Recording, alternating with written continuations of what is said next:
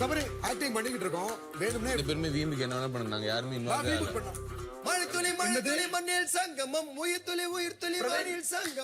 Hi hello எல்லாருக்கும் வணக்கம் and welcome back to our channel.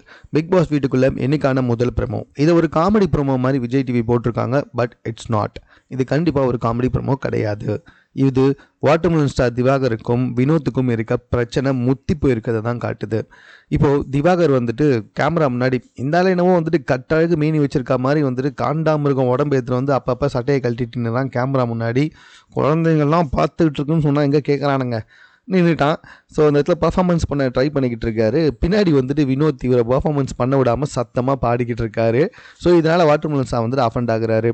இதை நம்ம விக்ரம் கிட்ட கொண்டு போனப்போ நீங்கள் 2 பேர் வீம்புக்குன்னா என்ன வேணாலும் பண்ணிக்கோங்க, யாரும் குறுக்கெல்லாம் வர முடியாது அப்படின்ற மாதிரி சொல்லிட்டாரு. ஒரு கட்டத்தில் மறுபடியும் பர்ஃபார்மன்ஸ் பண்ணலாம் அப்படின்னு ட்ரை பண்ணும்போது மறுபடியும் வந்துட்டு வினோத் பயங்கர சத்தமாக பாடுறாரு.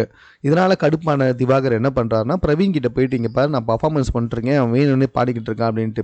அதெல்லாம் கிடையாது, உனக்கு உன் பர்ஃபார்மன்ஸ் எப்படியோ அதே மாதிரி அவருக்கு அவருடைய பாட்டு. ஸோ அவருடைய பாட்டு அவருடைய உரிமை, அவர் பாடுறாரு, உங்களுடைய பர்ஃபார்மன்ஸ் ஸோ நீங்கள் பண்ணிக்கோங்க அப்படின்ற மாதிரி பிரவீனும் வந்துட்டு சொல்லிட்டாரு.